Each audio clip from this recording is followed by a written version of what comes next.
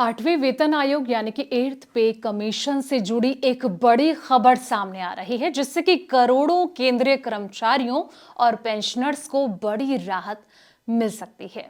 केंद्र सरकार ने आठवें केंद्रीय वेतन आयोग को गठित करने की तैयारी जो है वो शुरू कर दी है।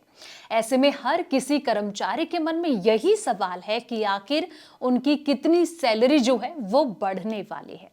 हालांकि इसको लेकर एक बहुत बड़ा अपडेट सामने आया है। चलिए जानते हैं कि आखिर क्या वो अपडेट है। नमस्कार दोस्तों, मैं हूं आपके साथ संध्या बिष्ट और आप देख रहे हैं द इकोनॉमिक टाइम्स हिंदी।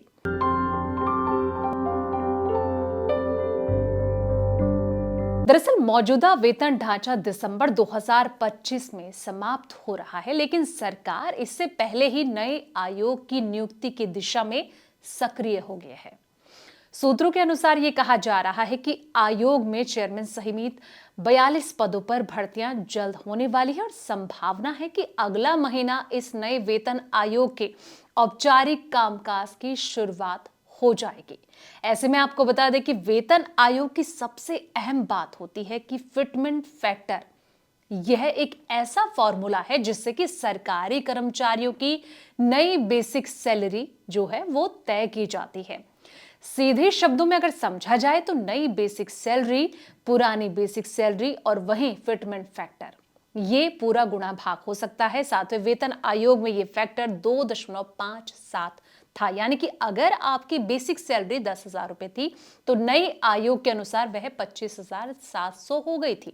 अब चर्चा है कि आठवें वेतन आयोग में ये फैक्टर बढ़कर 2.86 तक हो सकता है।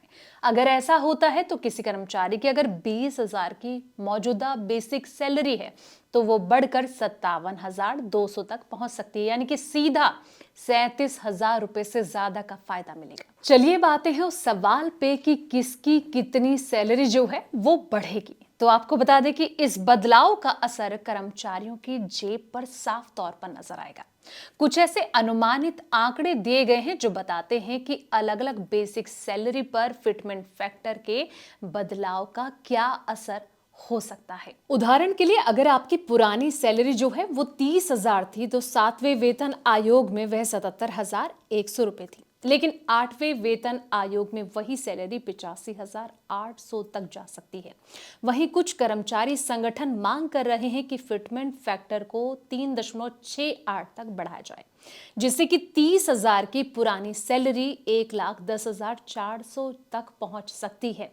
हालांकि अब ये तो देखने वाली बात हो गई कि सरकार इसको लेकर क्या सोचती है, कितना कहीं ना कहीं अपना अंदेशा लगाती है, तो ये कुछ वक्त में ही पता चल पाएगा।